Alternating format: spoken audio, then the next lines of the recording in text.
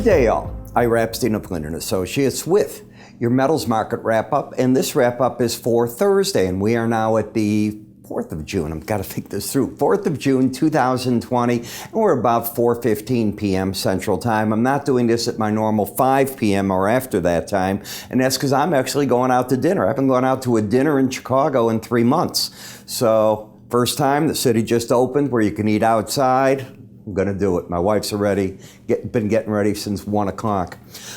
So as we're doing all this, you can see the gold up, silver up. Now, these markets gave up quite a bit going into the close. Remember, the settlements come in at 12:30 Chicago time. I'm concerned that the silver markets lost the bullish embedded reading, which often means prices want to set back a bit, I think, towards the 18-day average. They don't have to, but that's what I think.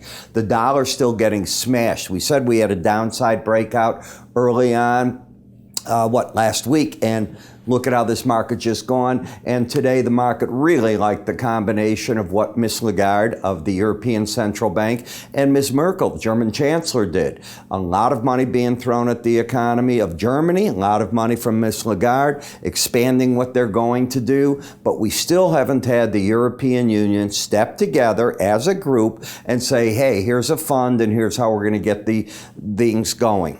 Not happening. As we look at the energy complex, late word today is that Baghdad has finally given in and that OPEC will be able to make a deal by phone to extend the production cuts that are in place through the end of July at least. That's at least what we're hearing right now. Word was that the Saudis didn't want to go ahead, Kuwait didn't want to go ahead, we know Russia didn't want to go ahead. If they're cutting and you've got Nigeria and Iraq cheating the system. Now, Russia always says, what they don't want to do. Remember, they come to the party very, very late, and they only meet their production quotas late in the game. All right, as we come over to the gold market, we're in a correction. The market finished at $1718.90. We're off the highs of the market, about $40 in round terms on a weekly basis. As you take a look at the market, we had a bounce back in after yesterday's big break, bounce back into that. That doesn't mean we're in a trend change here. Right now, the market's got, a pattern of a higher high and a lower low. When this break was made that took out that one, that set up this is the high. Now what can happen tomorrow is if we don't take out today's high, that's going to be the key. You could end up with lower highs and already a lower low. So what the market, I think, has to do is fight to not have, and fight, in other words, to get through that high so you don't get a pattern that looks like that. If it does rally, I'd look for resistance at the 18-day average of closes, 1738.20. The Bollinger Band on the top has not been hit recently, but the one on the bottom was. And as you can see, these areas are acting as the resistance and support. So you're getting this movement like that, just back and forth in these markets. Momentum flattened out. It's not oversold either. The markets have managed to stay away from that. So if you drop again, I wouldn't be surprised if you hit the Bollinger Band. If you rally, I'll be looking to see what happens at the 18-day average. Now let's assume for whatever reason the market went crazy overnight and rallied sharply. Even if you got through 1761, this high right there, you'd have a lower low, higher high pattern. So the market set up right now, not ideal.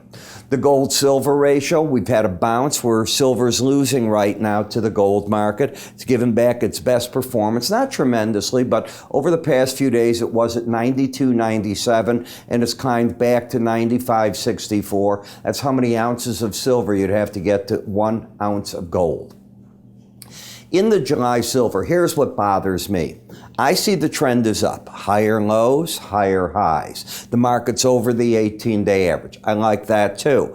But this rules the day. When you lose an embedded reading, the probability switch high that price and the 18-day average are going to make a run at each other. So now the question is, even though you've got this bullishness here, do you step out of the market and wait for it to come back to that and see if you can restructure the marketplace? We'll find out. You know, you've already had 2 days where it's lost, so it can't be regained. You lost it first on Wednesday, and you confirmed it lost today, so you'd have to go through the whole restructuring. You now have a market that's just overbought, and overbought markets often, not always, but often like to make a run back at the 18-day average to regroup. In the copper market, you're overbought, have a lot of resistance at the upper Bollinger Band. You're trying to push on it and push it away, but not doing a great job. The support's the 100-day average of closes at 245.10, let's call it. Today's low, 245.50. We have a pattern of a lower low, higher high. So even to get this market in a pattern of higher lows, you already have the higher high, your resistance is right in front of you. That's bothersome to me, just looking at where it's at, right there at 251.35, the upper Bollinger Band. In the platinum, you did just what we talked about yesterday. I said, be careful here. You're getting a lot of support at the 100-day average in the 18. You pulled in, checked it out again today. In the process, you have no trend. You have a lower low, higher high, momentum sort of sticking down and bias up. I'll let the market restructure itself. I don't see anything of great interest just there. In the palladium market, you have a higher high, lower low, and this market's just sort of hanging around this 18-day average trying to figure out what next is going to happen and things. I wouldn't be surprised if the pipe, as I like to call it, where the Bollinger Bands just get even narrower sideways across right here. That would not surprise me. Last, in the dollar index, we have a pattern that's still bearish. Lower highs, and with today's outside day down, another day where the market closed underneath the Bollinger Band. Rather dramatic. This market is what we call running the band. I mentioned that to you early on when the market broke out right here of it, and I said, watch this. And it was oversold. I said, if this market keeps hitting the band like it did there, markets that do that have a tendency to just stay on them. And that's where this market's been, and that's exactly what it's been doing. The flip-flop of this has been happening in the euro currency. You know, I talk about all this, and I give in the morning, and I'm talking early in the morning. I'm recording about 5:40 a.m. Central Time. I review all these charts, not just these, a lot more. On average, 40 charts in the morning with specific trade ideas. Now, I start you off with the news. At that hour, I'm going to tell you what's going on in Asia, Europe, what is the American news, the reports coming out in the morning, what to look for. The reason I do the videos that early, the real volume of trading kicks in about 7:30 in the morning Central Time.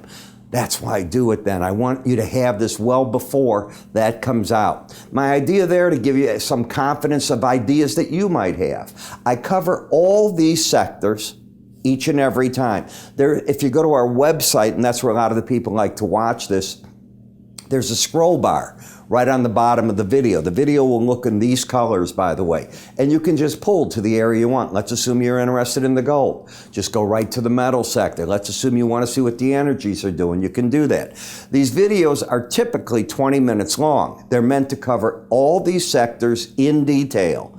So it takes a while to get through it, but I make it easy for you. There's also a lexicon on the side, so you can at any point just click that and it'll tell you, hey, I'm in this section and this is what I want to do and where do I want to go with it. We make this also available to you in our handheld applications for your smartphones. I don't care if they're an Android, an Apple, it'll work in them and you get a push notification when I publish them.